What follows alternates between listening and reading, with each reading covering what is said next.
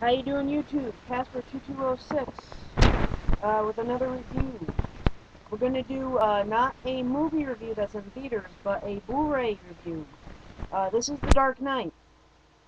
Um, we'll start off by saying I like this movie, um, and I don't love this movie like everyone else does. I do like it though. Fun fact: I do not own this movie. This is I own the DVD. This is a borrowed Blu Ray. Um, And the reason I'm reviewing this Blu-ray, even though I don't own it, is this is the Blu-ray that got me to start. I had to start buying Blu-rays because of this movie, and I explain that. Um, I was strictly DVD buyer, because I just didn't feel like buying Blu-rays. Uh, but this movie made me realize something. This is when they started putting all the good special features on Blu-rays and leaving them off the DVDs. And I am a special feature junkie, so when I got my two disc DVD, and then my friend bought this, and I realized that the special features on the DVD aren't the same. I went, crap, now I gotta start buying Blu-rays because all the good special features are gonna be on the Blu-ray.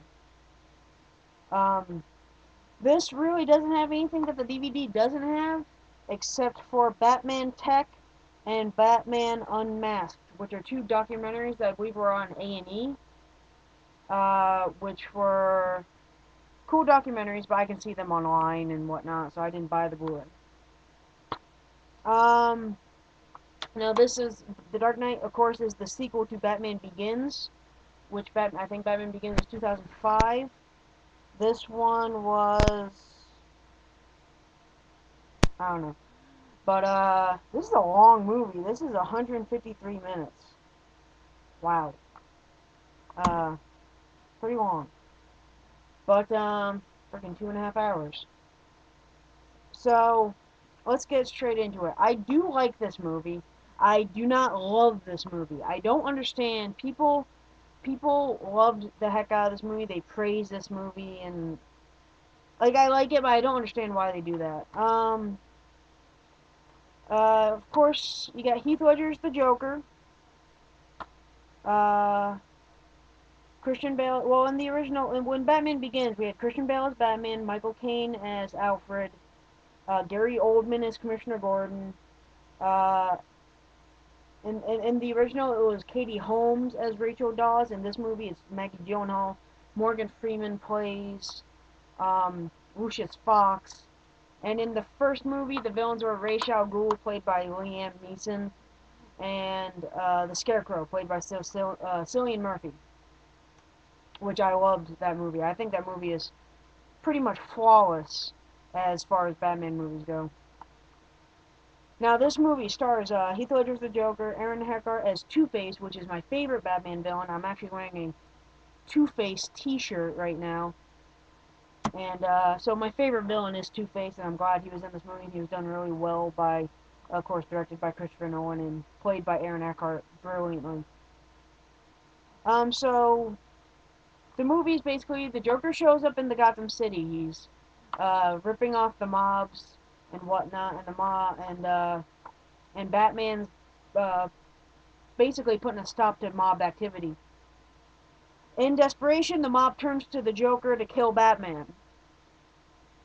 But of course, the Joker finds Batman way too fun to want to kill him. So he starts testing Batman, messing with his head, and just playing with him. And of course, Batman won't kill. That's his rule. The Joker's killing people left and right. Excuse me. Joker's killing people left and right. Batman won't kill. So Batman has this internal conflict on how to deal with this guy. And of course, Batman, he doesn't know what the Joker wants, because the Joker doesn't want anything. He doesn't want money. He doesn't want power. He just likes to destroy. He's an anarchist, and Heath Ledger plays that very well. At first I didn't like Heath Ledger's portrayal as the Joker.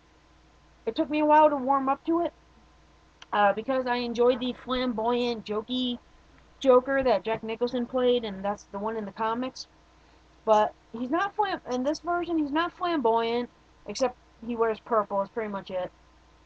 But he is evil and kind of creepy. Not, I wouldn't say scary. Everyone thought he was scary. He was definitely creeping me out.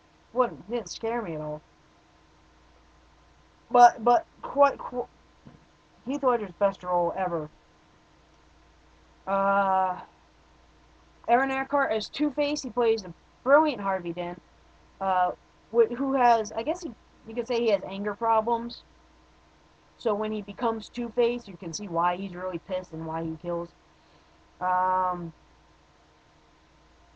uh, I love the way he becomes Two Face too. It's, the Joker has him tied up. He has him tied up in one place and Rachel tied up in another place. They're surrounded by gasoline, and the Joker tells Batman where they both are, but he only has time to pick one.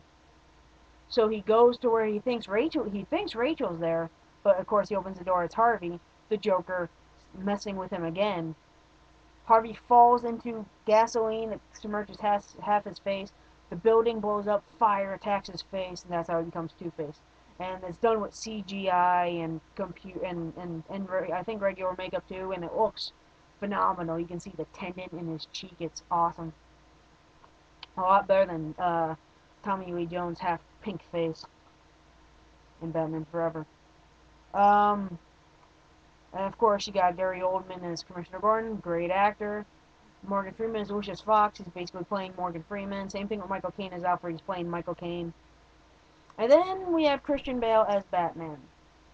And that's what really kills this movie for me, at least the first couple times I watched it. I don't know why he was so awful, because in Batman Begins he was good. Yes, he still did that stupid voice in Batman Begins, but it was not as bad as it is in this movie. In this movie, yes, I'm gonna do the voice. In this movie, he talks like this. The whole movie. He has his tongue hanging out. It's really distracting. God awful. And another thing in this movie is the bat suit. I think it looks stupid. It's like plates. It's not the molded suit that we're used to seeing in Batman movies. It's like a leotard, I guess, with interset with plates as armor, like the bicep plates and the abdomen. There's different plates so he can move better. But it's got shoulder pads, and it's just, I hate it. I really do. Even the mask looks awful. Looks like a Halloween mask. It really does. Um, so that was my big problem with the movie. Uh, it was predictable at times. Um, there's that whole thing when Commissioner Gordon dies in the middle of the movie, when you know he's not dead. You know he's not dead because they didn't show any of the scenes that were in the trailer, so you know he's not dead. So it's this long, drawn out, like, Commissioner Gordon and people crying, and it was just stupid because I knew he wasn't dead. He wasn't even Commissioner Gordon before they killed him, but then whatever. Um, and of course, I just Christian Bale as he's good as Bruce Wayne, and he's a great actor, but just the choices they decided to make with the Batsuit and his voice and his mannerisms as Batman, it was shot differently too. Oh yeah, Gotham City was shot in a different city than the first movie, which I hated because I loved the way Gotham City looked in the first one. So this one wasn't. I didn't think this one was as good. I don't know why people praise it. I like the movie. I don't love it. And the reasons I don't love it is because Gotham City looks completely different. They never addressed that. The whole Commissioner Gordon in the middle of the movie dying was stupid. You know he's not dead. Christian Bale as Batman really dropped the ball. You don't see the Batcave. You don't see Wayne Manor. Nothing that makes Batman cool in my mind was there. Uh, but it was still a pretty good movie. Um, as a Blu Ray, there's really nothing much to it. It's got, like I said, it's got a couple galleries to view pictures. It's got like it shows like how they did two different stunt scenes. It has the two documentaries, like I said, and then it has six Gotham Tonight episodes that were on the internet before the movie was released. But that's it. It comes with a digital copy, but it doesn't come with a DVD. Which every Blu-ray I have is the DVD combo pack. So I only buy Blu-rays if they're the DVD combo pack, or if the special features are really awesome. I have to have it. So as a movie, I would give Batman: The Dark Knight like a 3.5 out of 5 stars. Um, or for you Spilios like I am, Spill.com, I give it a matinee. Not even an enthusiastic matinee, just a matinee. As a Blu-ray set, I'll give it a 3 because it's got those two cool documentaries. There's not even a commentary track. So I really don't understand the point and purpose of not putting those two documentaries on the DVD. I can understand if this had different behind the scenes stuff, but there's nothing for behind the scenes. There's no commentary track. It's really a bland Blu-ray. So I give it a 3 out of 5 for Blu-ray review. Um, like I said, I like the movie. I'm sure everyone has seen it by now. And of course, the third Christopher Nolan Batman will be coming out. They're filming it now. Bane and Catwoman are going to be the villains. Anne Hathaway as Catwoman. I'm psyched to see her in skin tight leather. I There's that picture of Bane online, which I don't like. He's not even wearing a mask. He looks like he's wearing a dog's muzzle. But I digress. I like the movie. It's not as good as the first one in my opinion, for the reasons I stated, but still good. And I really don't see any reason to buy the Blu-ray. If you just want to go buy the single disc DVD, you're not going to be missing anything. So that's it. Casper 2206. I will see you guys at the movies.